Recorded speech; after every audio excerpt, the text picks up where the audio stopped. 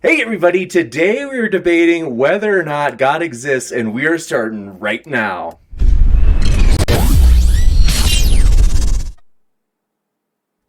Ladies and gentlemen, thrilled to have you here for this epic debate in which we have two very experienced debaters. We have none other than Jim Majors and Ben Fischer, who, by the way, this is going to be, I think it's been a while since we've done Does God Exist, so I'm really excited for this.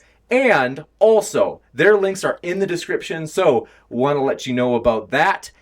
If you want to check out more of their content, you can conveniently click on those links down in the description. Next up, if this is your first time here, consider hitting that subscribe button as we try to host regular debates on religion, politics, and science. And if you want reminders, an easy way of getting them is hitting that subscribe button. So, with that, keeping my eye on the live chat, if you have any questions for the Q&A, feel free to fire them into the live chat, and then we will ask those questions at the end of the debate. With that, we say no time. Pumped to have our guests here tonight. This is going to be a good one. Gentlemen, basically we've discussed the format being 12 minutes, or basically if the speakers want to take less than that, that's okay too. But they have as much as 12 minutes for their openings, and then we'll go into 40 minutes of open discussion, and lastly, 15 minutes of Q&A. So Ben, the floor is yours, and thanks so much for being here. Thanks so much for having me on the program this evening. It's a real pleasure to be with you and to get the chance to meet you, James. It's been a thrilling experience. And thanks also to the Atheist Republic for featuring their key man here this evening. It's an honor to be here with you, and I'm looking forward to a great conversation. So the question that I've been asked to prepare to address here is the question, does God exist? And so this is a really important and fundamental question. And there are many questions which naturally arise when considering whether God exists. But I think perhaps the most pertinent would be, how can I know that God exists? Well, in tonight's discussion, I'm going to be prepared to answer that in the affirmative, and I will therefore shoulder the responsibility to demonstrate that point. But before I do, I see it as important to point out that any failure I must assume in attempting to prove that God exists tonight does not harm whether or not I can know that he exists. Nor for that matter would it harm my ability to know that I can know. For some philosophers have pointed out the opposite may in fact be true. Of course, to see that, consider the following illustration taken from former professor of philosophy at Rutgers University, Peter David Klein. In the example here, Klein argues that even if we do not know that we know that a proposition is true, we may still have the epistemic right to that proposition. Here is the example. Quote, suppose that person S has the right to a piece of property as a result of some valid transfer, all traces of which have been lost. Person S may know that she has the right to that property, but once S claims the property, S would have to defend her right to it against challenges.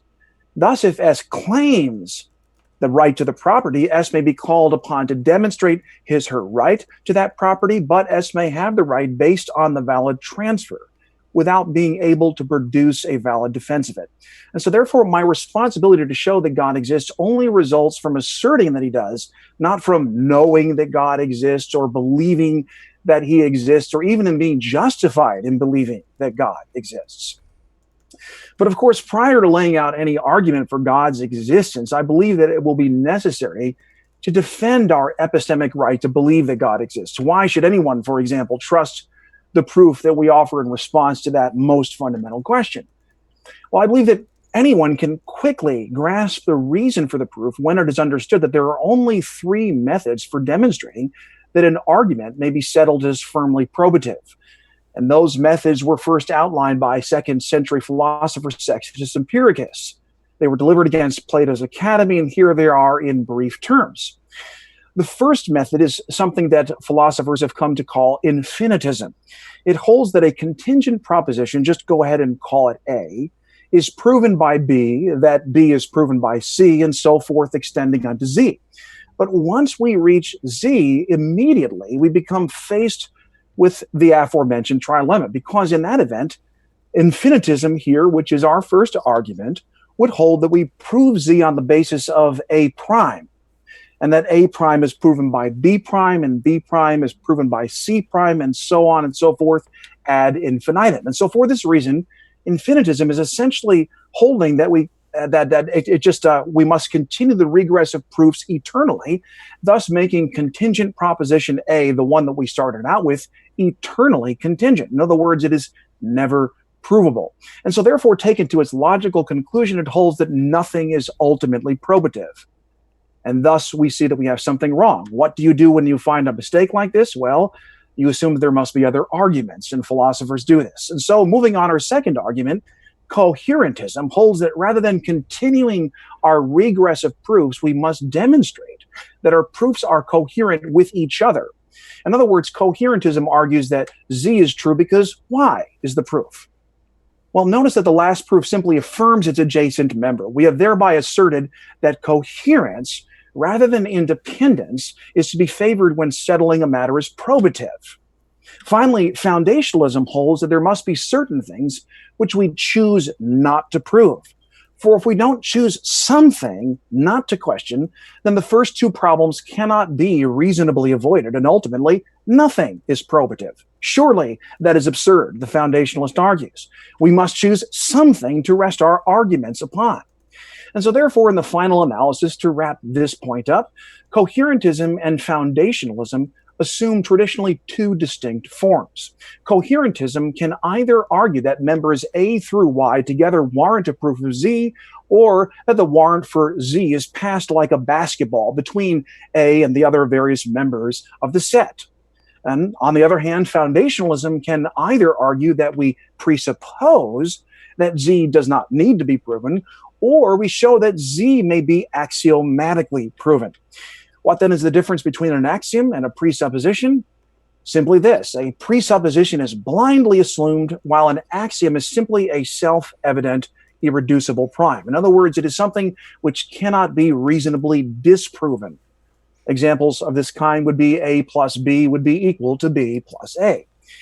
Now, it should be denoted by my opponent in tonight's discussion, if he wishes to suggest that atheism is provable by some other method than those which I have laid out at the beginning of my talk, he will be attempting to essentially contradict almost 2,000 years of Western philosophy, affirming precisely the opposite. Indeed, as philosopher Victor Brochard has stated, quote, "The three tropes of Sextus can be regarded as the most radical and most precise formulation of epistemology that has ever been given," adding, quote, "They are still irresistible today." And so, having laid the methods of proof out, I will now argue for the obvious, that if we are to remain within the bounds of reason, we must admit that only axiomatic foundationalism can offer any hope of settling God's existence as probative. For if God's existence can be demonstrated as axiomatic, then his existence is doubtless and therefore objectively certain. Now for my central argument. The axiomatic argument for God's existence, which I'm going to be offering, involves three key premises. Premise one, it is impossible to conceive of a world whose past is eternal. Premise two, therefore a first cause necessarily exists in every possible world. Premise three, for this reason, the first cause is axiomatic. And that, of course, would be the conclusion of the argument. What proof can we offer for this argument? Simply that whenever we attempt to create a conceptual world by which we can test the existence of a first cause to see whether or not it is axiomatic, we find it impossible to conceptually erase a first cause from any world we imagine. To show that that is true, I offer the following illustration, the ever-pending birthday. Just imagine, for the sake of argument, that we have somehow come into a room in which there are an infinite row of tumbling dominoes, and each falling tile collapses the subsequent member, causing the preceding domino to plummet towards the earth. Each successive domino takes all of 1 second to accomplish its inevitable collision with the floor.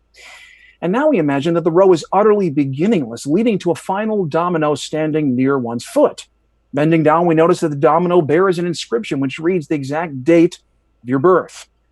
Well, seeing so, we begin to wonder, if the set of dominoes is infinitely long, how much time will it take for my birthday domino to arrive? Well, the answer is obviously unavoidable. The tile would never collapse, and consequently, this would imply that the person would never be born. And so the final query really becomes the capstone for the case.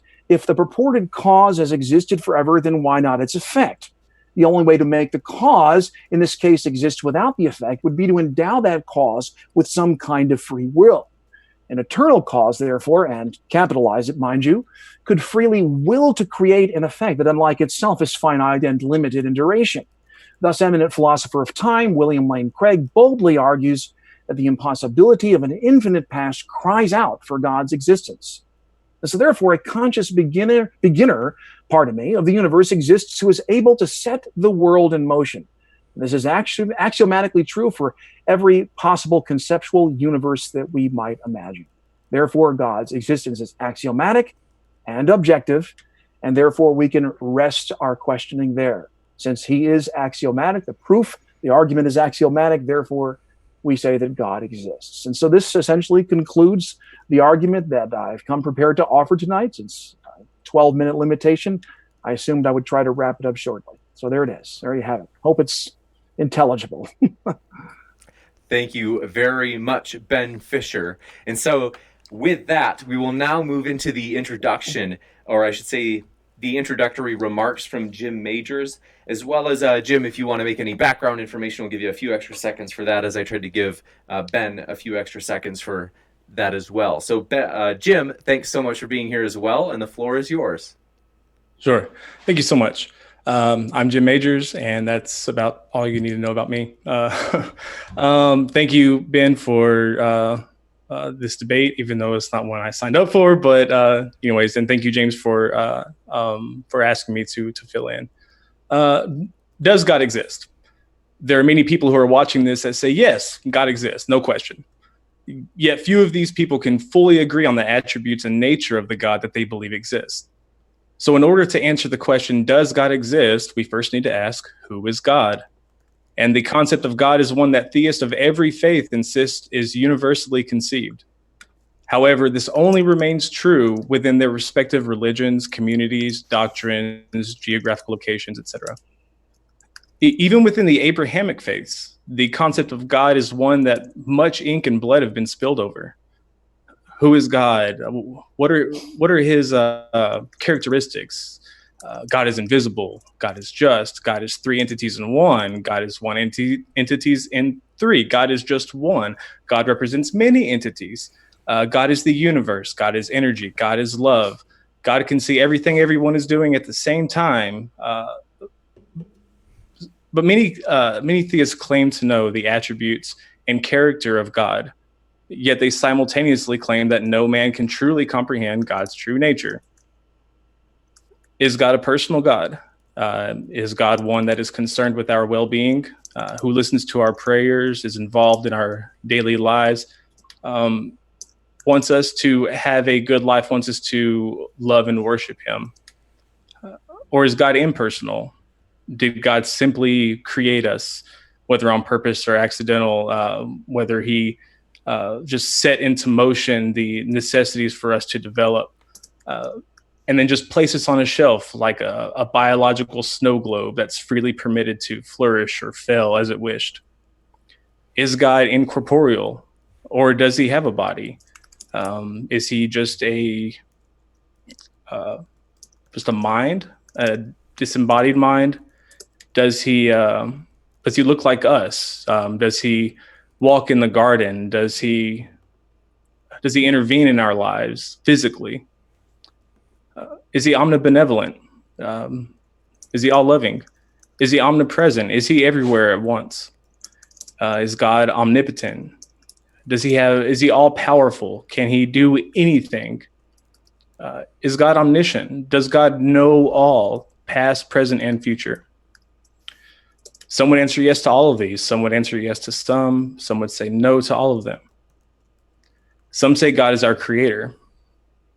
When theists say God is our creator, they often defend that claim by arguing the existence of everything depends on a creator. How can they say that the God itself doesn't have a creator? Why is God immune to the proposition, yet it must apply to the unknown vastness of the universe? Some say we were created by a superior extraterrestrial intelligence, and there's no shortage of videos, articles, or proponents of the idea. And while they don't all agree on the particular details, they do all agree on the foundational attributes or the foundational concept of an extraterrestrial creator. What if somebody were to ask you, what is your best argument against the existence of this alien creator? We can watch the History Channel and see right off the bat that there's justification to believe that. Pardon me.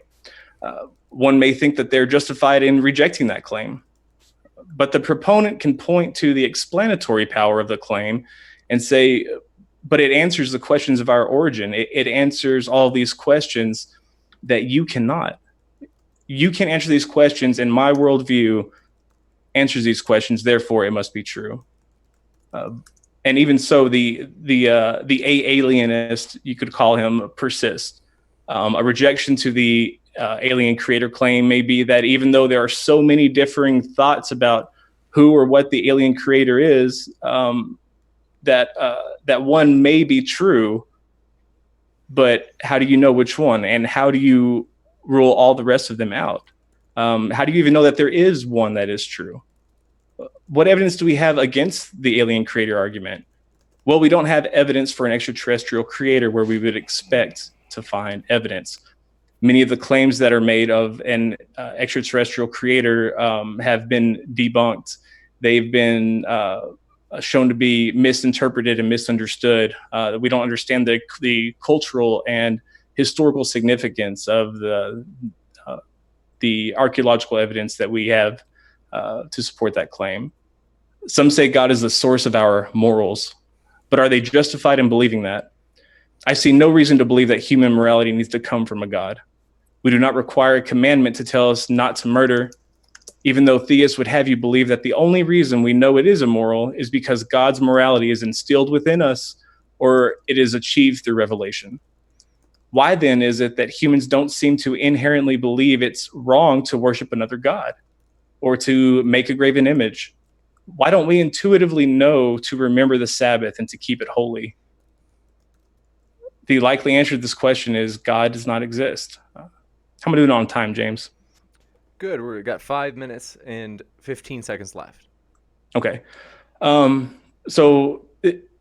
Theists often claim that God is complex, that we can't even begin to fathom the existence of a God that does not necessitate a creator. They will say that he's so complex that we'll never begin to understand. But if they're also going to say that the universe is complex, that the fine-tuning argument is a good reason to suggest that God exists because of all the patterns that we see and all of the necessary physics that it took in order for life to be here in the universe, in this one small little speck that we know of. If we can say that, then we can say that the complexity of the mind of God also depends on a creator. You cannot base human reasoning on something that is far beyond reasoning, far beyond our capabilities of human reasoning. So when the theist breaks off what they call an infinite regress at God, for one, they're making the God claim unjustifiably. They are saying that you can go back to a certain point, therefore there must be an uncaused cause, there must be an unmoved mover, and that the only thing that can explain that is God. But for one, they're inferring that there necessarily has to be some sort of intelligent agent or intelligent agency about this being, or that it has to be a disembodied mind, or that it has to be a God that intended on making us. The domino argument, the one who pushes the first domino over, he's not directly responsible for the 31st domino falling over.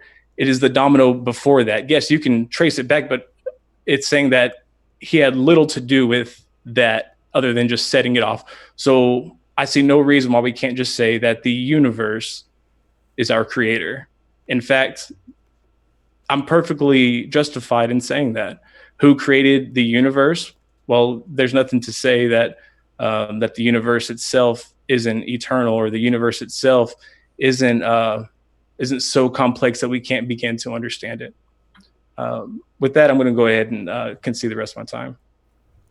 You got it. Thank you very much, Jim. And Sure. with that, we will start the open discussion with a question that fair enough to ask. We had come in and we'll ask it early. Someone asked in particular, how would each of you define God?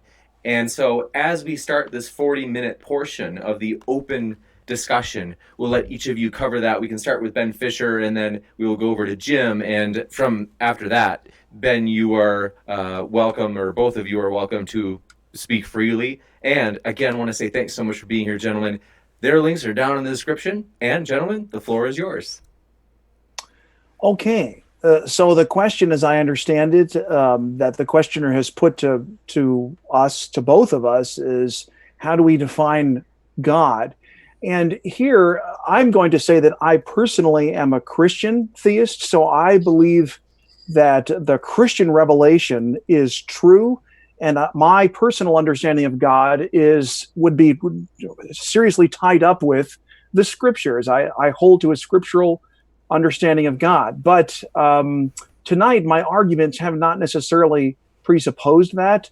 I suppose that they could be used to support what some philosophers, I believe Paul Draper would be one of them, have called omnitheism. That is the idea that the God of deism, or the Abrahamic God, as Jim referred to him, that this God exists. Beyond what I have shown tonight, in order to actually implicate a Christian God, I believe that one would have to go further than that and actually go into the scriptures and show on the basis of the scriptures why the Christian God that I believe in is real and how has he specifically revealed himself. But tonight, I've merely contended for the question, does God exist? And so therefore I'm contending that he does, using the axiomatic argument. God is conceptually present in every possible world that we imagine, so therefore God axiomatically exists. Okay, I guess I will say what my definition of God is. For the purpose of the debate, we can adopt your concept, because my concept is much more vague as to Mm-hmm. allow for many other different God concepts. So when you say the God of Christianity, the God of the Christian Bible, I mean, that still, I believe, is too vague, because wouldn't you agree with me that the characteristics and the attributes of God vary within Christianity, whether God's corporeal or incorporeal, etc.? That isn't my understanding of the various theological constructions of God across the spectrum of evangelical faith, or even the global Christian faith. My understanding is that essentially the various attributes, among which I've identified, but there's others as well, that these would be shared by virtually all of the groups, all of the Christian sects. Such as? Well, such as a divine timelessness, such as aseity, not dependent upon anything else for his own existence, such as all wise, omniscient, all powerful, omnipresent, and probably most significantly to the discussion that I have walked out, that he is creator. Okay, and how do you assert that God is not dependent upon anything? Well, this is simply an inference of the argument that I've walked out. If God is himself dependent upon some other cause other than himself, which gives rise to his being, then what would prevent us from just simply referring to that other cause as God? Why wouldn't that other cause be God instead of the entity that we have initially addressed? So, sure. I absolutely agree with you. But we have to have some sort of a termination. Okay, yeah. Oh, sorry. I agree with you that if we assert that, then we'll have to go back infinite regress, so on and so forth. But if we were to say that God has a creator, then if you would call that one God, but then at the same time you would be saying that your God is not the creator. But you make the assertion that God is in fact the creator and is the uncaused causer. So how do you put a stop on that infinite regress? Well, essentially, the Christian understanding of God is that God is eternal. And so an eternal cause itself requires no causal parent to author its own existence. And so therefore, the cause of creation, as understood in traditional Christian theology, just simply asserts that God has existed eternally and timelessly, that there is no sequence of events. Even in the consciousness of God, there is no sequence of events. And of course, without a temporal sequence, time itself breaks down. So God is timeless, and then out of his eternal wisdom creates the world as we know it.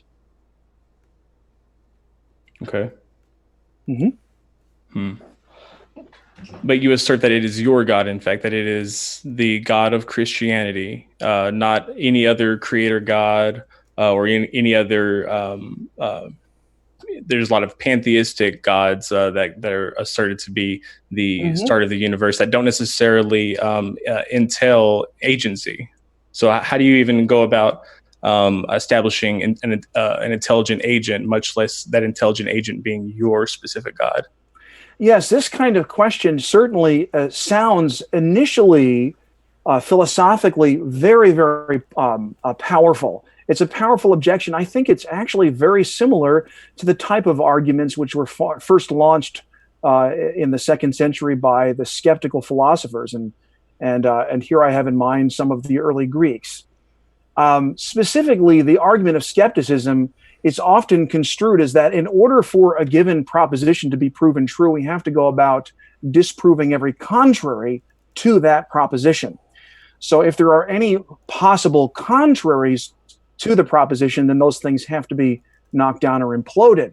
But what's been discovered more recently, since roughly the 1980s, is that many of these purported epistemic principles have been shown to be problematic. For example, just consider an argument that would proceed something like so. If I know that T, meaning theism, then I know that not A, meaning not atheism. Premise 2, I do not know that not atheism. Therefore, premise 3, I do not know that theism. The problem is that the argument is virtually indistinguishable from skepticism, which holds that if I know that I have hands, then I know that I'm not living in a world in which it merely appears that I have hands, but in which I don't. Premise 2, I do not know that I'm not living in such a world. Therefore, premise 3, I do not know that I have hands. And so the question which immediately arises on the heels of this kind of an argument is, how does the person delivering the argument not just simply prove God's existence? How does he know that knowledge of any kind is justifiable, that a proposition of any kind is justifiable? In which case, a number of other relevant questions immediately tend to be just driven to the fore. Does the person in this case, do they believe, as the skeptic does, that knowledge is impossible? If so, wouldn't that invalidate the claim of strong atheism, for example, which would be that God does not exist? And if so, wouldn't that also falsify other arguments that might be offered to support strong atheism? And so for that reason, many of these arguments have been surrendered, at least within those that have, I think that modern philosophy and epistemology has firmly shown for roughly about 40 years now, that one should justifiably question these types of skeptical arguments. So, and I certainly would be in agreement with that. And so essentially, I don't think that it would be relevant to go about imploding all of the contraries to God's existence. That wouldn't necessarily prove that God exists. Essentially, what's rather strange about all this as well, if you'll notice, look again at the argument that seems to be framed here. Premise 1, if I know that theism, then I know that not atheism. Premise 2, I do not know that not atheism. Therefore, premise 3, I do not know that theism. What's interesting to me here is that the two propositions, theism and not atheism, are logical equals. In other words, theism and not atheism are the same proposition, because the only way for atheism to be false is if God existed.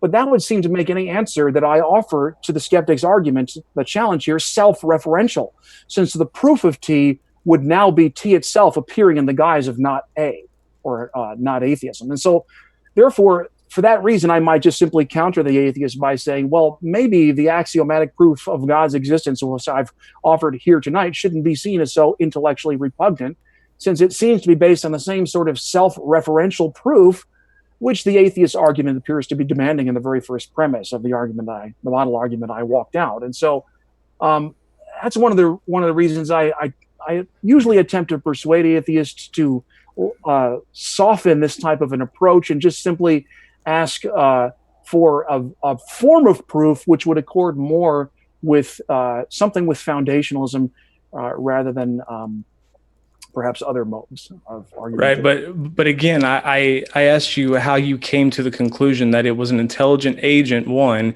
and two, that it was your specific God that is this intelligent agent, and it wasn't like Apsu and Tiamat that created everything. How do you know that it was your God? Well, how do you come to make that assertion?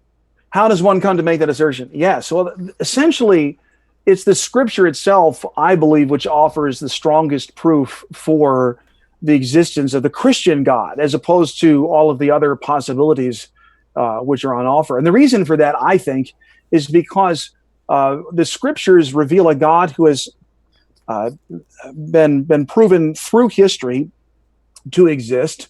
And I think that the record of scripture offers a number of very, very powerful examples of this. Probably the most powerful would be the resurrection of Jesus. That here, this surely is a divine miracle. If there could be anything that could be considered a miracle. In fact, the Oxford Dictionary defines the word miracle and then uses the resurrection as actually the archetypal example. So I think that if that miracle has taken place, then surely the God that performed that miracle, has revealed his identity to us. So.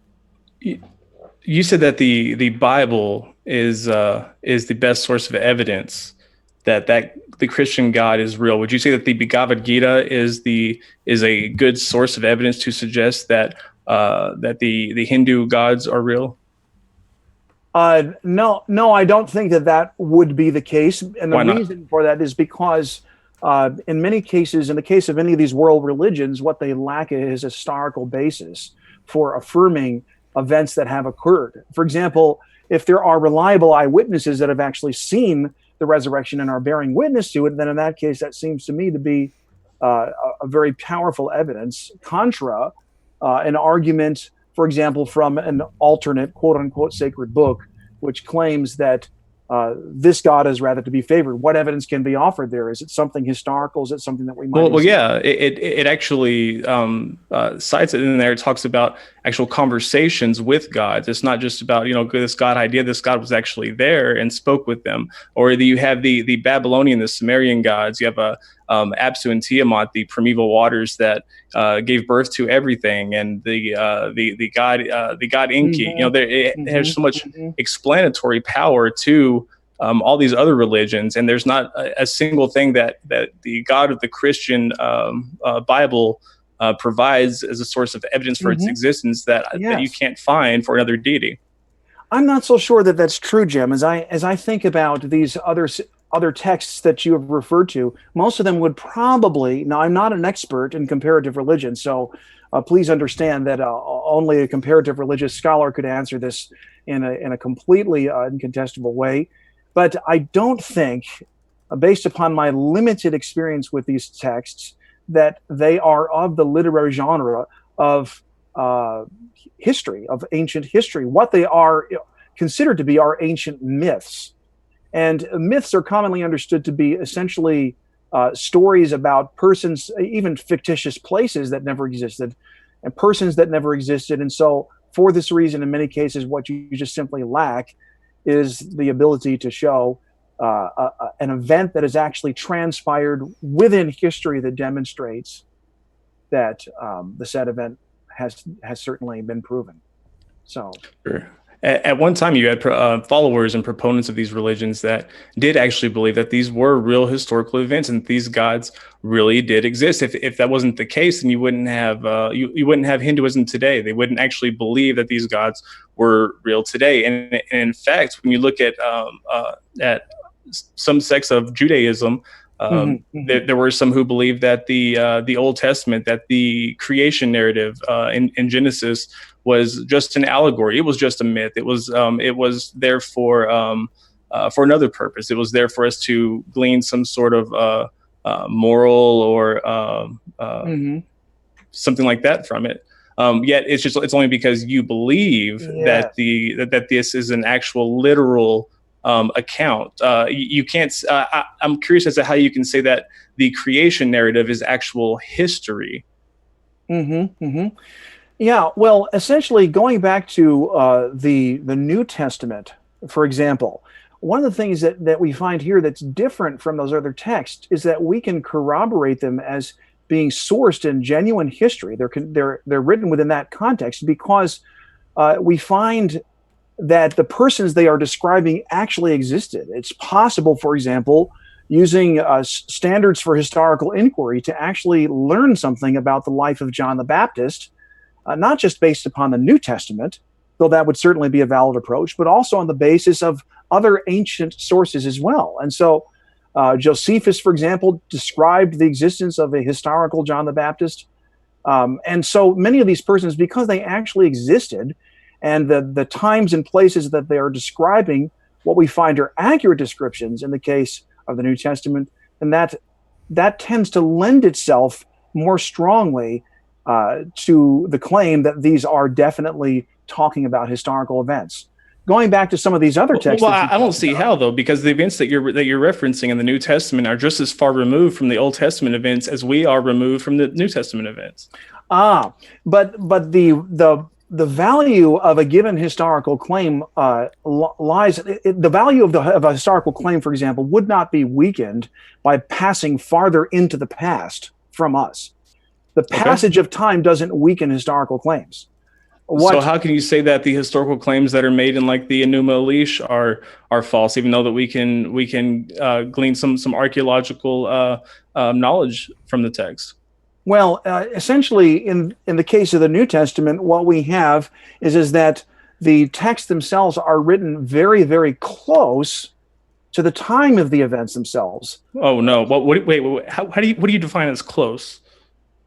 Well, if one were to, for example, compare with other ancient sources, other ancient prose literature coming from the first century period, telling events that are coming from the first century period, sometimes we have as much as 1,000 years which transpires between historical events and the historians that actually record those events. Sure, and many times we have actual eyewitness accounts that were written as the events were taking place.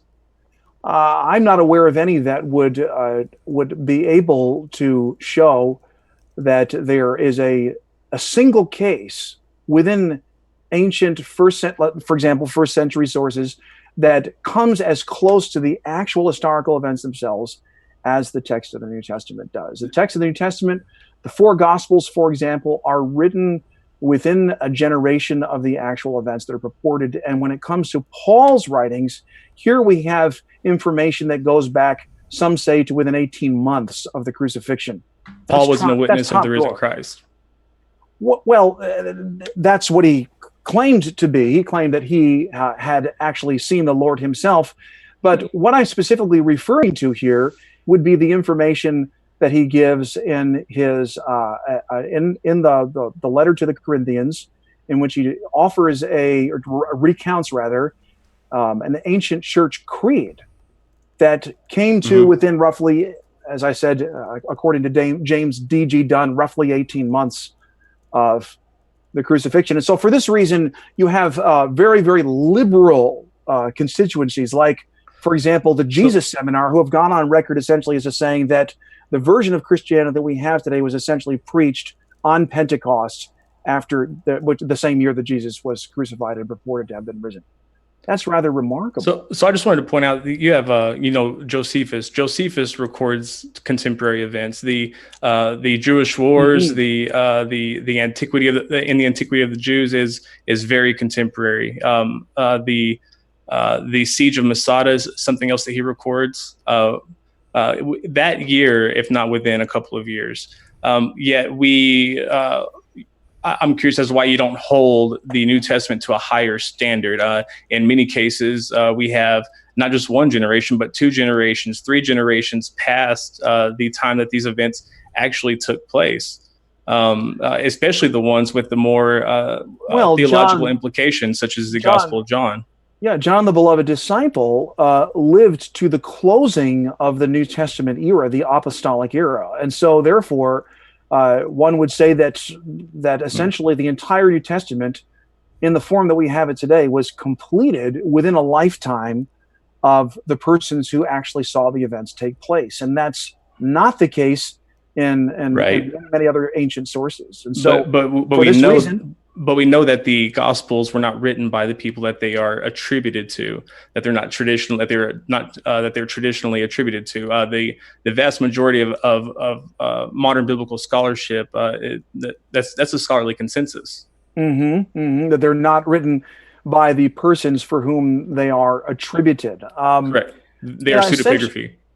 and pseudepigraphal. Yeah, essentially, none of the early church actually questioned any of the writings that they were authentic. Sure. For example, in the second century, you don't find this. Rather, this is the work of higher criticism, which Well, no, not really.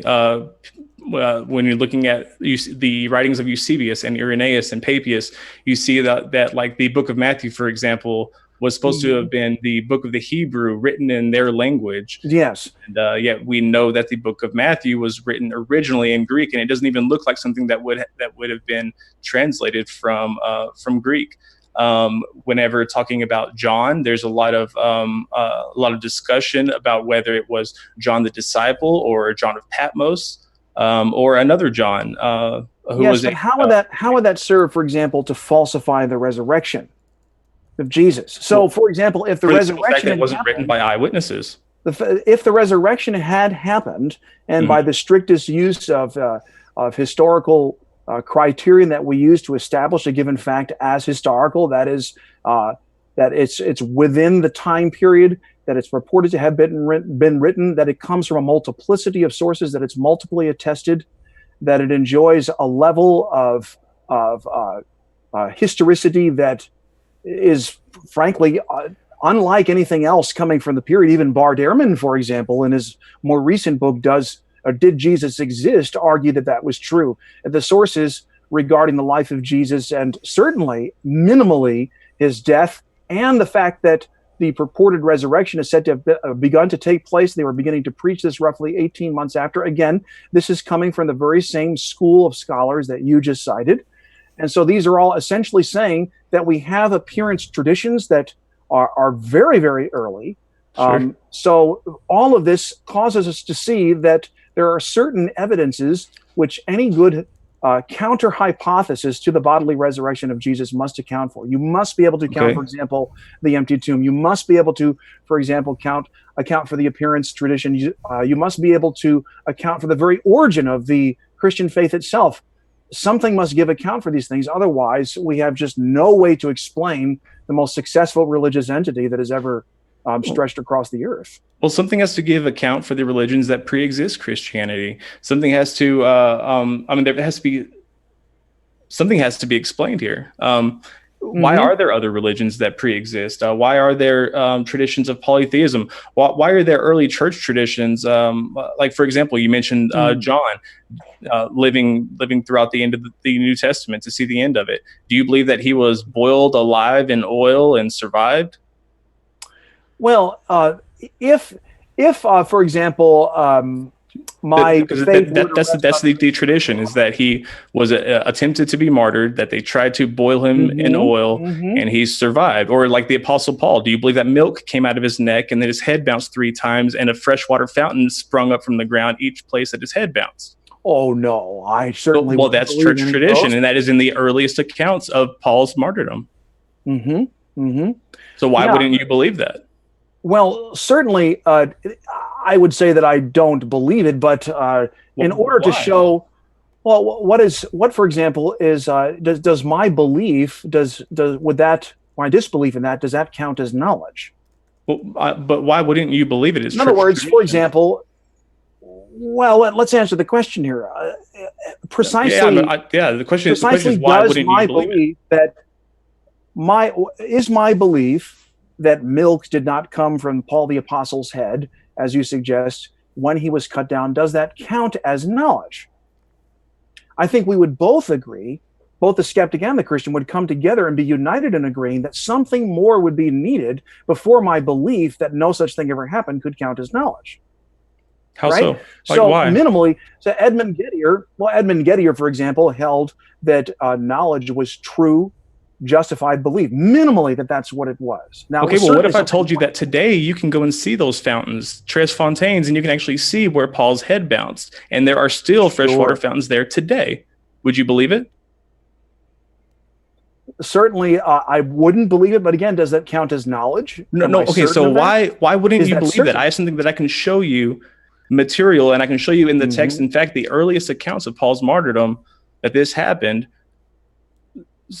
I mean, why wouldn't you Mm-hmm. believe? Like, what is preventing you from believing? Is it something that's too fantastical or bizarre? Oh, I certainly, it's because I don't necessarily find myself having any good reason to believe it. But again, does that belief count as knowledge? What counts as knowledge? How do you justify something as knowledge?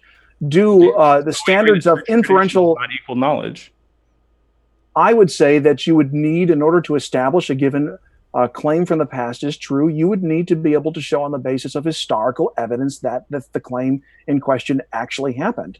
Okay, And what what we have in the historical case evidence of is life there of for Jesus of Jesus' Nazareth, resurrection that isn't there for Paul's martyrdom, in which milk came out of his neck and three fountains sprung up where his head mounts? multiplicity of attestation, for example, There is that multiplicity. There are other accounts. there are multiple accounts of this. Yes, there are. Okay, well, I've certainly not heard of them. I've not before considered them, but certainly it's something that I could look at. I would assume that we would take the very same standards and hold them to this and decide whether or Absolutely. not the thing actually happened. Absolutely. And And I going by those wouldn't have standards, a I'm problem not, with I that. don't know what Jesus has or the resurrection has that that Paul's milky neck doesn't. Yeah, but certainly that isn't the thing in question when one asks the question of whether or not God exists. And I'm saying that Sure. the I resurrection agree. offers us a, a valid proof of, or at least something that we may use as an inductive argument to show that Christianity is true, that the God of Christianity is true. His existence wouldn't hang in the balance on the basis of whether or not milk came from Paul's neck. I'm sure you would agree with that. Okay. What about things that are in the Bible, like, right? Because you agree that the Bible is the divine, the divinely revealed Word of God. So, what about the church tradition that Moses wrote the first 5 books? Would you believe that? I think so. Yeah, I'm Okay. I'm I'm What are you for basing that belief Mosaic on authorship. besides church tradition? Hmm? What are you basing that belief on besides church tradition? Well, there's nothing else besides church tradition that I'm aware of. But again, I'm not a Okay. Pentateuchal scholar, so So, what is there good reason to believe that when there is so much biblical scholarship to suggest otherwise?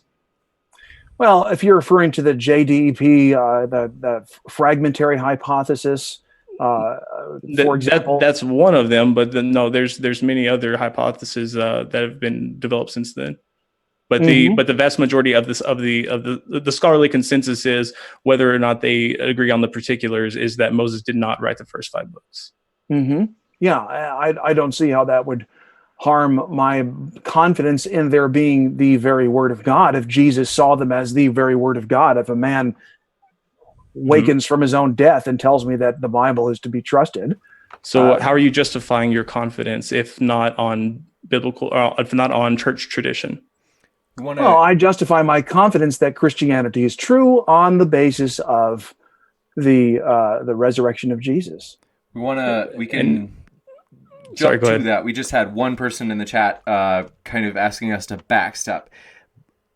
If you guys are still, it sounds like it's fair to say that we're still on the topic of God's existence, given that it's talking about the resurrection of Jesus. That would be evidence for God's existence. So if you guys want to hmm keep going down this direction, I think it's within the bounds. That was just one thing in which someone was calling you guys back, but I'm fine with it continuing hmm to go in this direction if you'd like. Yeah. Sure. Let's come back to the purpose for tonight's exchange. I think this is fine. Hmm Okay, so So real quick, just to kind of finish up here, and then we can get back to wherever you want to go. I know I've been kind of asking all the questions, and I feel bad about that. Sure. But as far as the resurrection goes, how are you justifying the resurrection? You're saying that I know that the Bible is the Word of God, and that Moses wrote the first 5 books, and that this happened and this is real because Jesus rose from the dead, because of the resurrection. Yes. So what besides the Bible are you basing that on? Well, the New Testament itself, even the Gospels, contain extra biblical sources. Bart Ehrman, for example, cites at least 7. Sure. So And you're aware that many of them are interpolations and scribal edits and errors, right? That many of what now? Like such as there are 2 entries by Josephus in which were later interpolated. I'm not speaking about Josephus. I'm talking about extra biblical sources that are used by the New Testament writers. That there are 7 sources, no less than 7 sources that are drawn, that the gospel writers generally draw from, in order to be able to fashion the historical portrait of Jesus as we have it today. Such as? Well, Luke's source, Matthew's source. It is clear that Matthew, which is Mark. When Bart Ehrman would agree with me there. Yes, but actually, if you look at this, I have an article which I have authored online on the subject, and it's entitled "Did Jesus Exist?" And here I essentially flatten the hypothesis of Mark being the sole begetter of the quote Christ myth story. Certainly not the sole begetter, but over 600 of his 616 or 660 words are used by Matthew, and of those, a great percentage of them used by Luke verbatim. Yes, but here again, you'd have to simply say, well, are they copying from a similar source, or are they just simply describing the same historical tradition? Certainly, they use differing material, and at times they will describe events slightly differently. And this, of course, would be a strike against collusion theories. So, would it not be a strike against eyewitness theory? Why would they have to be getting their information from other sources?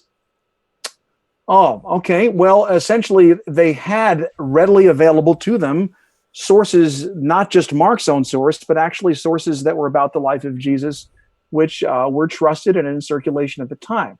And I think but they were eyewitnesses. Why are they depending on those?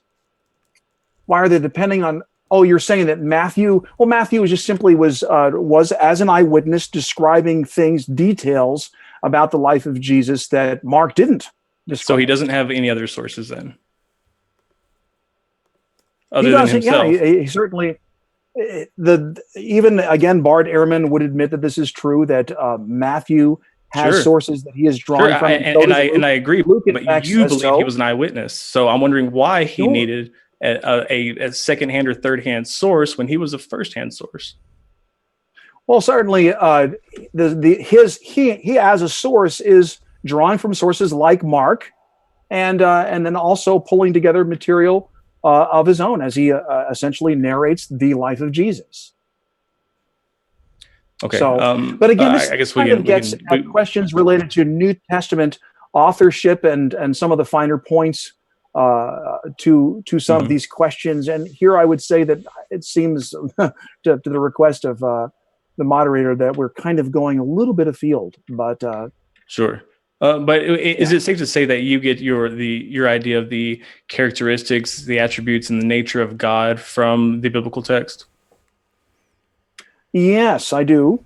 As a Christian. And do you think that it's justifiable for you to get the claim that 1, God is real, and 2, that God holds these attributes and characteristics, even in the light of certain things in the Bible shown to be less than they are purported to be by church tradition?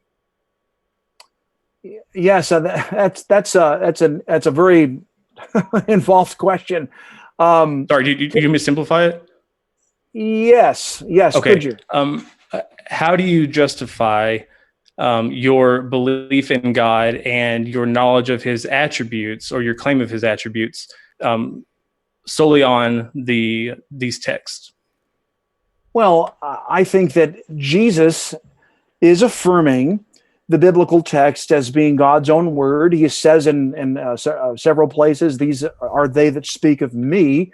And here he is showing that the primary way that we will know that he is who he has said that he is that he will prove it by the singular sign of Jonah, the sign of his death and resurrection. That this would prove who he was and the divine nature of his claims, and everything that he said, therefore, about the Bible would be true by inference. And it's a reasonable inference, I think, that shows that Christianity, right, therefore, as a religion, is true. Right, but it requires the presupposition. But it requires the presupposition that that the Bible is divinely revealed or infallible. I don't believe that Jesus' resurrection presupposes the infallibility of Scripture. No, the Scripture that you're quoting that is saying that the Bible says that it's true and that it's the Word of God presupposes that the Bible is in fact the Word of God and is infallible. So for example, if I found a book and it said everything in this book is true, I would only believe that everything in this book is true if I presuppose that everything written in the book is true. Yes, but there, I'm not relying upon that. I'm relying upon an external sign, and these words are generally believed by even skeptical scholars to be, in many cases, that we can point that in a number of cases these are actually the words of the historical Jesus. Well, many scholars, in fact, the majority of the scholars get to the point to where Jesus was crucified. In fact, they don't attribute any divinity to him, any miracles, anything of that nature. That, in fact, yes, they can commonly agree on a few point facts: that Jesus existed, that he led a small band of followers around southern Judea in the first century, and that he was baptized by John the Baptist, that he was crucified by Pontius Pilate. Other than that, no, scholarship does not agree with you there. Agree with me in saying what? In saying what? In saying that Jesus rose from the dead, or that there was an empty tomb, or even a tomb to begin with. Well, certainly it is supposed that if the resurrection, which is being spoken about, we know that in this case, even the earliest Jewish polemic against the Christian faith presupposed the actual empty tomb. If the tomb still contained his body, then certainly the Sanhedrin could have squashed the early Christian movement with one fell swoop. Simply exhume the grave, show that his body still lay there in the hillside, show that the entire thing was a crock, and end it right there. The fact of the matter is that Christianity rose in Jerusalem in full view of the very people that orchestrated his crucifixion. And it's strange that even though we know facts about the tomb, we know that Joseph of Arimathea carved it out for Joseph of Arimathea, but it was a new tomb that nobody had laid in it, and it was in his garden. So we knew exactly where it was at. In fact, Mary knew it was at. And some of the Gospels, some of the apostles knew where it was at. Roman centurions knew where it was at. Everybody knew where the tomb was. Yet today, nobody knows where the tomb is. How does somebody forget the location of something as important as the tomb of Jesus when it's so definitively described as to its location? Well, essentially, I think that there are some good grounds for saying that we possibly do know the location of the tomb of Jesus. Although, once again, the knowledge of where precisely his tomb lies could be seen as immaterial to the point of his actual resurrection. I don't know that that's necessary to prove that. But for example, if you're going to assume an empty tomb and then assume he's a savior, I mean, isn't it kind of hold on 1 second silly to assert that? I'm not sure if Ben was finished on that last point, so I want to give Ben a chance to respond. Sure. And I think that it's easily I can understand how you interpreted it as that he was done. So I don't mean to cut you off, Jim. The second thing is we'll go into the Q&A in just a few minutes. So if anybody has a question, feel free to shoot that into the live chat. Yes, Yeah. we still have a few minutes of the open discussion too. Okay. Well, some of the questions that I have are what do you understand your position to be as an atheist? Would you view yourself as a strong atheist, a weak atheist? I mean, is your atheism simply an atheism of a lack of I, belief in God's existence, or do you hold to a more propositional form of atheism, which would say essentially that for example, if this is a knowledge claim, you know that God does not exist? well, I think it'd be silly of me to claim knowledge of that. I don't believe that any gods exist, and I don't believe that there's any good reason to believe that gods do exist. Hmm. So this is essentially your definition is more of a psychological definition. Essentially, that No, you're in the psychological state of unbelief in God's existence. not any more psychological than your belief state is. Well, I'm just simply asking the question because essentially, uh, Paul Draper has critiqued this form of lack atheism as No, being no, no. I'm not a like theist. okay. Okay, well, thank you for that. Um, so essentially, do you believe? I mean, are you essentially admitting that one of your main arguments against theism would be the one that I trotted out, which essentially winds up seeking for a self-referential proof of God's existence in the first premise? Would I say that that's one of my arguments? And essentially, that in order for me to prove that theism is true, that I have to show that atheism is not. Is No, that in order to show essentially? that theism is true, you have to show that theism is true. I believe that you should have to you should have to prove the claim that you make and not Mm-hmm. not the opposite. Mm-hmm. Mm-hmm. Yeah. As I understand it, essentially, again, my question therefore becomes, since your arguments have essentially come from the place that you believe that God probably does not exist, that this is something that you believe. Um, do you believe that you might be in any sort of way, shape, or form presupposing your own argument? No, I don't believe so. I mean, I used to be a theist. So, I mean, if you're saying presupposition, I mean, how far back would you go as to that presupposition? I mean, I can say that I presuppose that God existed, and then I worked my way through it. But as far as the presupposition now, no, I don't operate from any presupposition other than I do not know. I operate from no presupposition that's unnecessary. The only presupposition that I operate Mm-hmm. from are my own, such as cause and effect are real. Just Mm-hmm. my properly Mm-hmm. basic beliefs that I cannot justify regressing any further back behind that. Mm-hmm. Okay. Okay. Okay. Well, thanks for defining those few things. I appreciate that. It helps me to Sure, understand your position a little bit absolutely, better. yeah, no Yeah. problem. Okay. Well, I'll go ahead and hand it over to our moderator. I don't really have any other questions. Gotcha. With that, just testing out the audio. Let's see.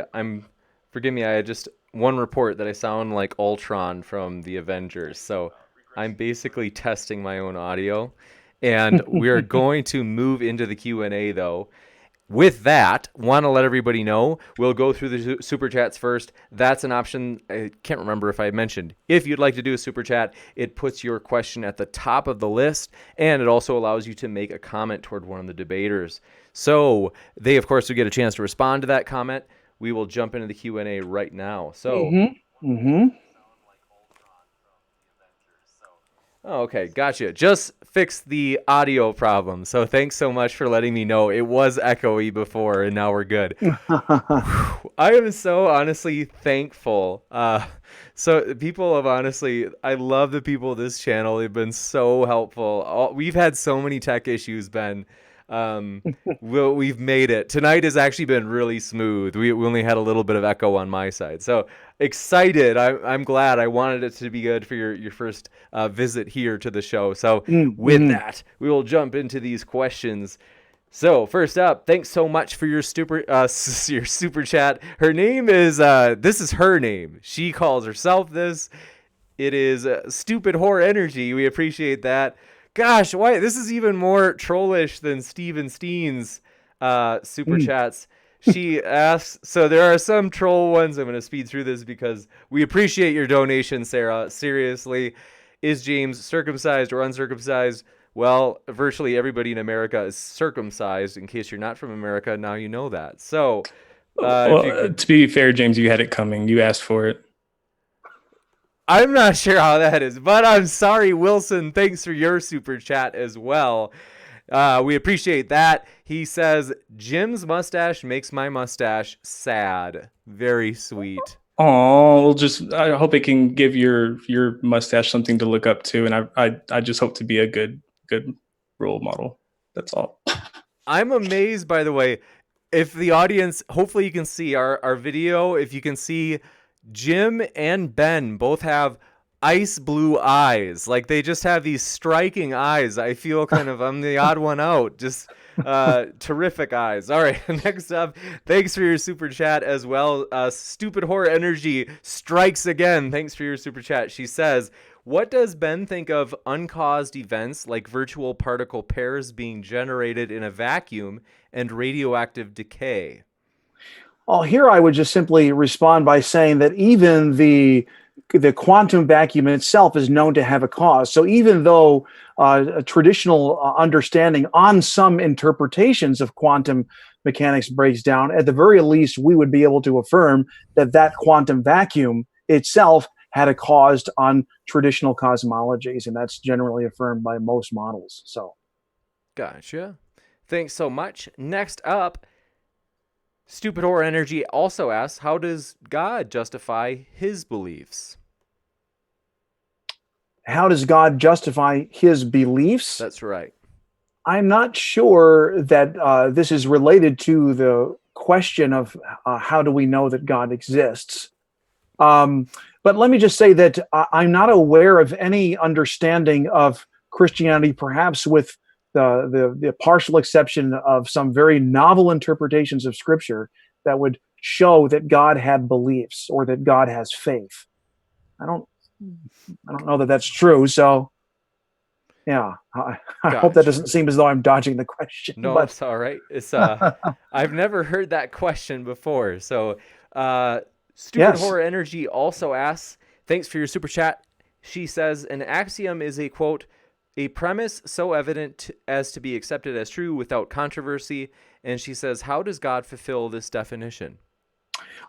Here I'm understanding essentially that an axiom, this would be more in mathematical terms, a self-evidential, irreducible prime. This would be something that we cannot simply conceptually erase away. For example, A plus B would be equal to B plus A. There doesn't seem to be any good reason or any good argument to show that that's not true, or 2 plus 2 equals 4, or infinity minus 3 is infinity. These kinds of things we just simply don't have very good arguments to show that there should be a question mark after such statements. Well, when it comes to God's existence, we can say that every possible conceptual world has to have some kind of a first cause. I mean, this would even be the case, even if it turned out, for example, that it turned out after all we were just simply brains in vats being stimulated by mad scientists in the Matrix. We could still say in that case, for example, that the Matrix world would have a first cause because some sort of inaugural set of affairs is needed to get the story going. A brain, for example, could not be invented if its person were never born, and there you've got a regress of events that would eventually terminate someplace. And so if this would be true, even in the case of that, then I would say that we can firmly say that a first cause, some sort of a first cause is necessary in any conceptual world we imagine.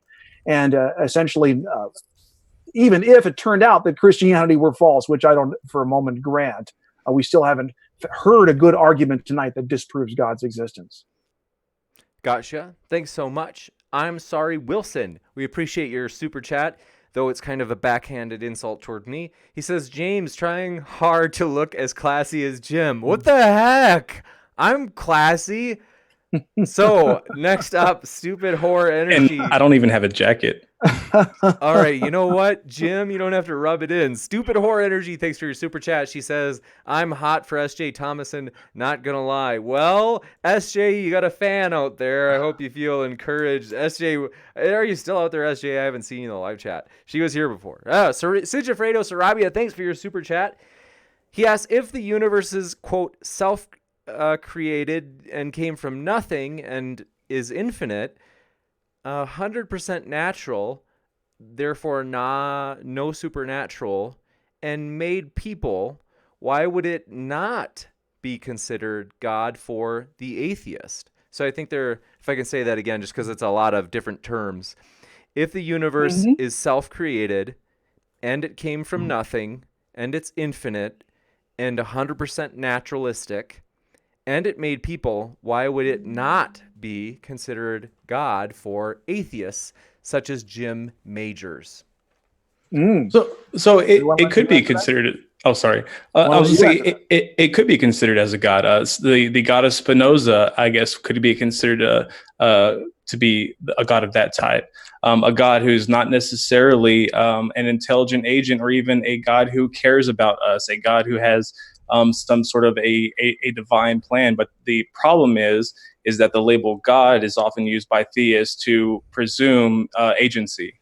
So it's just not productive or conducive to the conversation to call that God. I think for the sake of just getting past all of the characteristics and attributes of God, you just call it something else. I think we need to call God the God of the Bible, the God of the Bible, the gods of the Roman pantheon, the gods of the Roman pantheon. I think we need to be more specific, especially since the God concept is so ambiguous.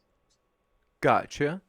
Thanks so much for your other super chat. Stupid Horror Energy. She says, Ben, the New Testament uses words like legion in all capital letters, which is clearly a Roman word, which means the New Testament was written way after those events took place. So, and here the person, the questioner, I suppose, is suggesting that if the New Testament may be falsified, then though we have an argument for the existence of God, we don't have one that affirms the Christian God. But there I would again point to the fact that even if, for example, it could be shown that there were some sort of grounds for saying that the New Testament was not divinely authored, at the very least, we have to admit that it is a historical book. And if it is a historical book, we have to judge it by the criterion of historicity, which are standard across the discipline. If that is the case, then what facts must we square with, and what rival hypotheses can be offered for the bodily resurrection of Jesus? It's notable here that New Testament scholarship has essentially come to a halt in trying to offer alternative hypotheses. That while many don't concede that Jesus was bodily raised, they've just simply stopped offering them. And so, yeah, I'm not sure exactly how that's related to the topic tonight, but perhaps there's something I'm missing. I'm open to input here from others present. Gotcha. Oftentimes, and it's totally, we're happy to defer to the debaters. People will shoot in questions of all sorts. And so we can keep it on the topic if you'd like. That's not a problem, especially because I know that's what you prepared for. So that makes sense. It would be fitting. And let's see. I guess this one is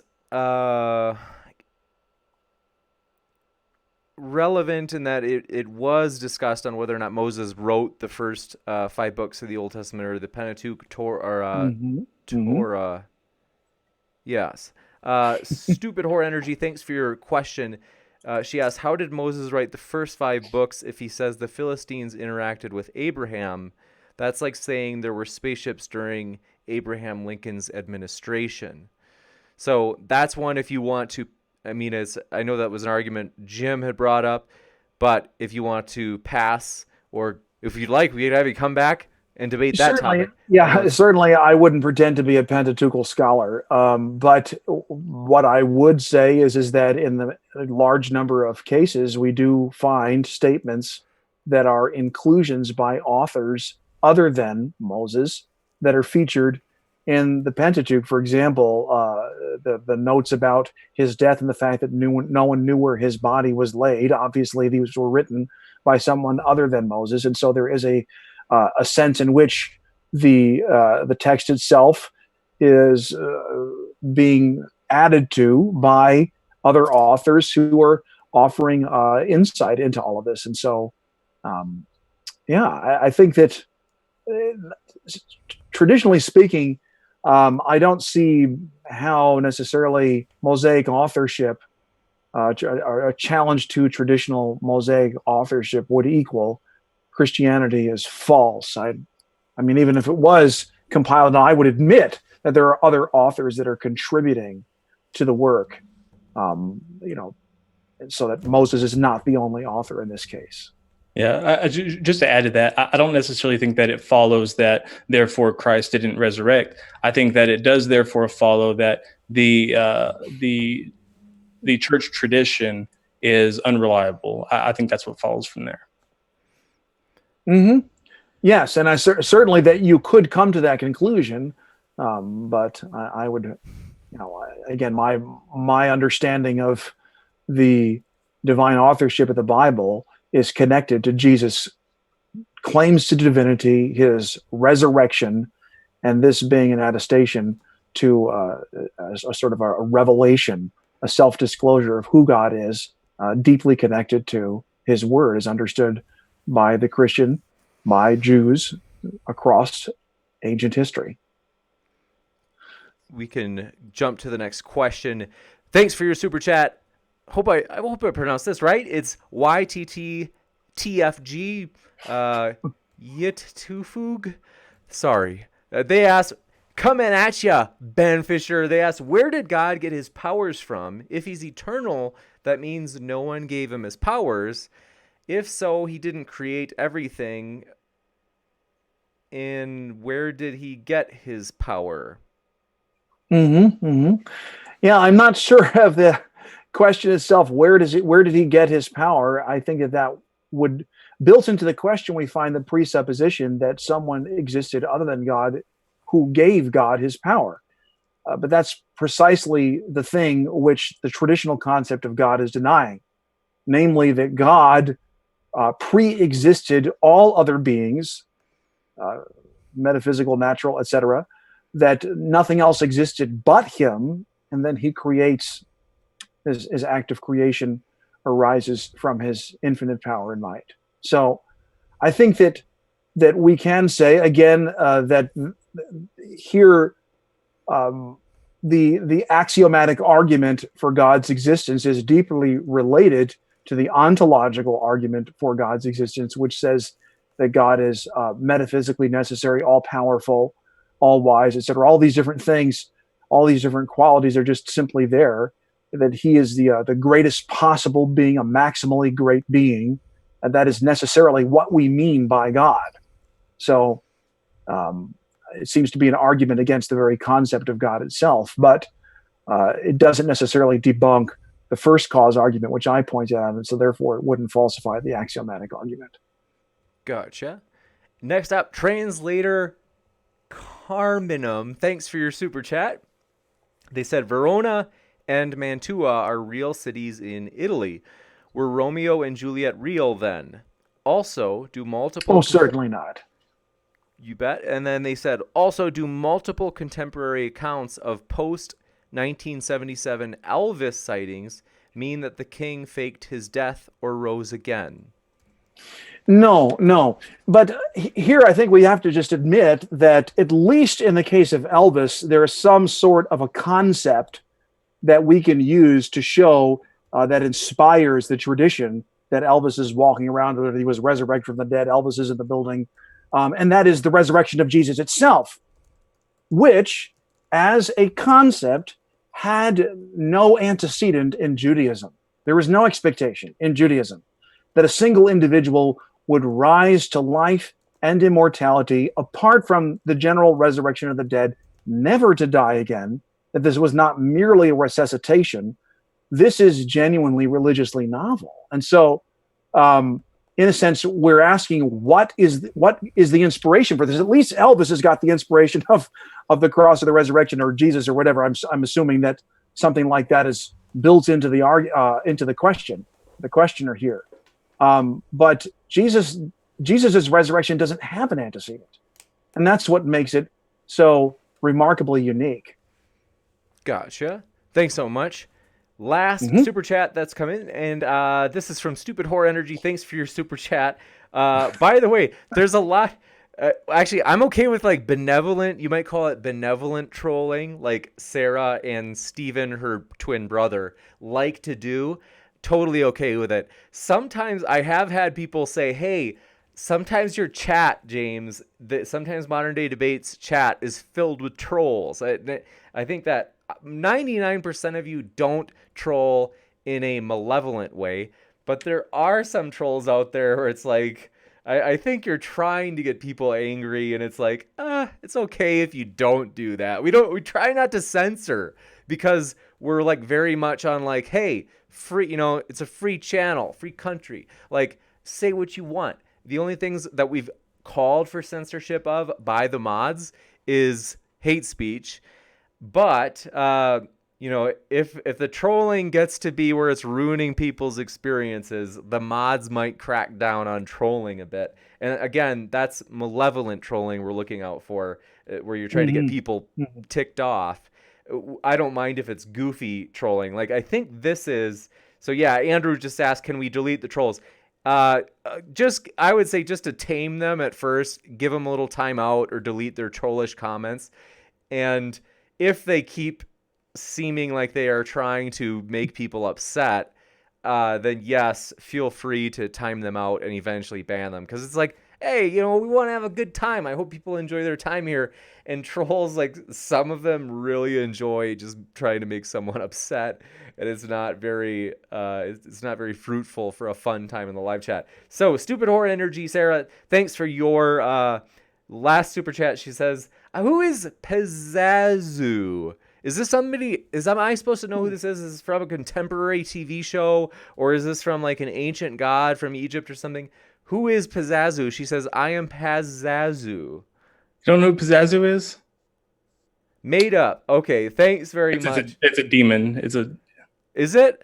Yeah, Pizzazu's a demon. Oh, I didn't know that. Like Old Testament, New Testament. I've never heard this. As far as I know, it's just from The Exorcist. I don't think there's any biblical reference to Pizzazu, unless maybe Azazel is maybe the closest I could think of that, like to that. Gotcha. Okay. I mean, I'm new to this, but yeah, okay, yeah. Reese says it's from The Exorcist too, the original Exorcist, because that was a good movie. It's not biblical. It's not of the Old Testament. It's not a Judaic god. I'm sorry. It's a Mesopotamian demon. Really? You serious? Yeah, but it is in The Exorcist. Oh, okay, clever. Historical fiction. I like it. Thanks for your question. We're going to the questions from Modern Caleb. Thanks for your question. They said, for Jim, coming at you with a little hook to the side of your unusually beautiful face, Jim. They said, what evidence would you expect to see if God did exist? Well, I would expect to see evidence where we would expect evidence. Given the attributes and the characteristics of God, we would expect to find evidence that would be congruent with that. We see a lot of unnecessary suffering. In fact, we see a lot of things in the world, in our existence, that have to be explained by accepting the what would you call it, the ambiguity of God and his existence and his sovereignty, and that we just have to trust in his divine plan. But I would say that there's a lot of fundamental contradictions with the God of the Bible and the God that we would expect to see given the current state of affairs. Gotcha. Thanks so much. Then Karag Nightwolf, thanks for your question. They asked, If God is axiomatic, doesn't that mean his existence is circular? And couldn't anybody prove any God existed this way? Well, again, the argument which I have offered for God's existence is not something that necessarily proves that the Christian God is real. This description would fit deism, it would fit Judaism, it would certainly fit Islam, and it also fits Christianity. And so the question on table for tonight is, uh, does God exist?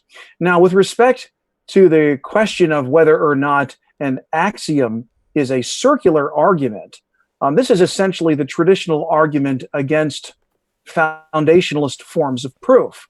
But here again, you're just simply at the mercy of the fact that there are only three arguments, either infinitism, coherentism, or foundationalism. Infinitism essentially argues that we have an infinite regress of proofs, which means that nothing is ultimately probative. Coherentism argues that if we get to Z and we have no way of showing that Z is probative, at least we can take the warrant for the proof and pass it like a basketball back to some previous member of the set. And so that the proof gets passed around from member to member, everyone saying, well, there's the proof, there's the proof, there's the proof. Some have argued that this just simply collapses to a form of foundationalism. And so essentially, it seems that the argument of foundationalism tends to be inescapable if we claim to say that anything is knowledge. And so the question I have for the questioner is, do you believe that anything is true or anything is worthy of being called knowledge? If that is the case, then we're going to have to sort of take the conversation in an entirely new direction into epistemology. Gotcha. Then, question from Gonna Go For It. Thanks for that question. They said for Ben, let's see, do we have any others for Jimbo? I'm looking for them. For real, man. You're getting all the love, Ben. I'm trying to bite my lip just to keep. I don't want to just go on the back end of all of his answers, but I'm like, give me a question, dang it. Jim's like, come on, like, give me some attention. It's like, he reminds me of like Love me. Yeah, it reminds me of Steven Steen, just desperate for attention. Very sad. Just kidding. Steven Steen's a benevolent troll. We love him. I love to troll him back. So with that, we had a super chat just come in. Oh wait, so we have two questions. So we have Sarah, stupid whore energy, as she likes to call herself. Thanks for your question. She says, so kind of you could say an argument for atheism. She asks, why didn't God do anything about the Holocaust? So problem of evil type question, Ben. Oh, it's for me. Okay. I take it as not for me. Sorry, Jim. I guess that it wouldn't be. Well, essentially the whole problem of evil argument, the idea that if there is gratuitous moral evil that exists in the world, that therefore God cannot exist, that somehow this is a logical defeater to God's existence. But to date, there are no good arguments within the philosophical literature that have aroused a consensus amongst philosophers which show there to be some sort of a logical contradiction between the existence of a benevolent God and the existence of gratuitous evil in a created world. And so since this lack of a logical connection has been generally known to be missing within the argument for some time now, it's essentially reduced to now a probability argument, such that it is improbable that God exists if there exists gratuitous moral evils in the world.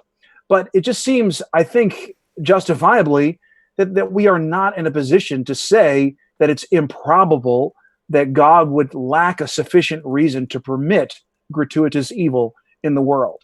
And there are a number of good arguments that show that this is true. The late Norm Geisler, who just passed away, had some very, very excellent lecture content on this subject. Also, more recently, published through other apologetic channels, including Reasonable Faith, among others.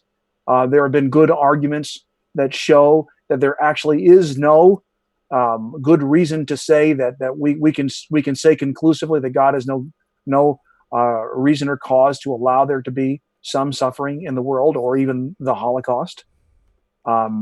that this does not serve some other goods that we would just be not in a position to know anything about. So I would just entreat the questioner in this case to seek out those resources. Geisler's talk on this subject, as well as others, which have shown fairly persuasively that God permits the evil that occurs in the world, and that he even has ways in his omniscience and his wisdom of knowing how to turn these around toward his favorable ends. And certainly the clearest example would be the cross. Gotcha. Thanks so much. And we do have a question for Jim now. Jim thanks for your super chat, Super Horror Energy Sarah. She says, for Jim, what do you think about the fine-tuning evidence? Oh, I don't think it is evidence, not for the evidence of a God anyways. Are the things that we see complex? Yeah. The trees, the ocean, the cosmos. Is the mind complex? Yes. But God is necessarily far more complex than any human or even any community of humans. So consequently, it is very unlikely that God just happens to exist without having a cause. And if the complexity of the universe and everything in it depends on a creator, then so does the complexity of God. Gotcha. Got a lot of questions about your mustache, Jim. Let's see. So any more serious questions for Jim? Thanks so much for your questions, everybody. Yes, my mustache is one of the many God concepts. Can we move on? We've got one more from Gonna Go For It. If you want to forgive me, I did have your question, then I lost it somehow. I'm really sorry about that. Totally didn't mean to. If you want to, I'll give Gonna Go For It a chance to quick put their question in. We do have one more from a raging atheist, a gentleman who has been a friend of the channel and who has been a debater on the channel before. Good to see you, Nakasuchi. And I always say, reminds me of my cousin. I love him. So he's like my cousin Randy. Terrific. So a raging atheist, he says, if God came from nothing, do you not believe that the universe came from nothing? No, I have not asserted that God came from nothing. I certainly hope that has not been communicated this evening. No, I don't believe that God came from nothing. That would not be true. There's no sense in which God came from somewhere, because God transcends space, pre-exists space, and so there is no sense in which God came from somewhere. Gotcha. Thanks so much. Mm-hmm. Mm-hmm. And Gonna Go For It. I'm waiting for you. If forgive me for missing that question, but we do have a super chat that just came in. YTTFG, thanks for your question. They asked, if God is immaterial, how is he also complex? Is this question directed toward me or toward... I think it's directed toward you. Sounds like it's probably a question for Jim. His last comment. I don't know. I don't know why God is claimed to be complex, or God is necessarily complex in order to be the creator of everything. Gotcha. Thank you very much. And Gonna Go For It. Thanks for your patience. I'm just gonna kind of let them squeeze their question in because I missed it before. They asked, if God doesn't exist, he can't be the author of the Bible. Can Ben prove he exists without going to the Bible?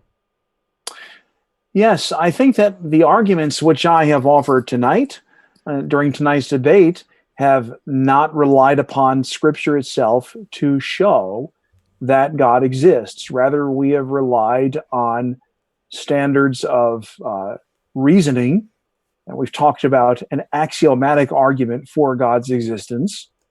We've spent a little bit of time walking out epistemology and the various forms of argumentation that are there by which we might settle something as firmly probative. And so it seems to me that I've argued effectively for foundationalism.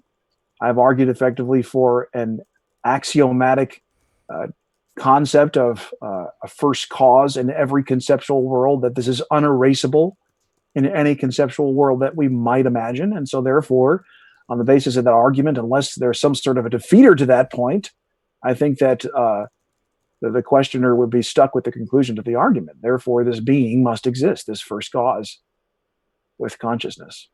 Gotcha. Thanks for your super chat. Just squeezing this in. We appreciate it, Sigifredo Sarabia. And then we will wrap up, as I want to respect the debaters' time as much as possible. We appreciate them being here. Sigifredo Sarabia asks, does it follow if the Christian God doesn't exist, that therefore none do? Is this an argument or a question for? I think it's for Jim, if I had to guess. I was going to say, I think it'd be interesting to hear both of our answers, but I'll answer first. Sure. No, I don't believe that necessarily follows. I think that it's important to address each of the concepts and claims individually. And things like the Abrahamic God or such can, I guess, be approached as the same because they are foundationally the same God. But when approached with other concepts, it's important to look at those individually. But I've not yet been presented with a concept, nor do I believe a God concept exists that has any more evidence for its existence than any other God concept. Gotcha. How about you, Ben? If you'd like. Sure. Just restate the question one more time, because I just want to make sure that I've not missed something. You bet. They just said, if the Christian God does not exist, would it follow there is no God at all? Yeah, here I think I would just simply agree with Jim's assessment of the question. I think that we would have to respond by saying no, that would not logically follow. Gotcha. Thanks so much. Mm-hmm. And with that, I want to say thanks everybody for being here. I wish we could go on, but I've already gone a little over time, and I really appreciate the debaters being patient about that. So we've loved to have them here. If you enjoyed listening to what they had to say, go ahead down in the description. We have both of their links, so you can conveniently find more of their content. We've got Ben's website as well as his YouTube channel, and then we have Jim's YouTube channel as well as his Twitter. So you can also contact them. I know that Jim you can contact at Twitter.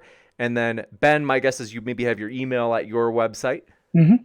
Yes. Well, thank you guys very much. You guys have both been very respectful. I think those are the conversations that people enjoy most, is definitely a lot of positive feedback for you guys from the live chat. So with Agreed. that, want to say thanks so much.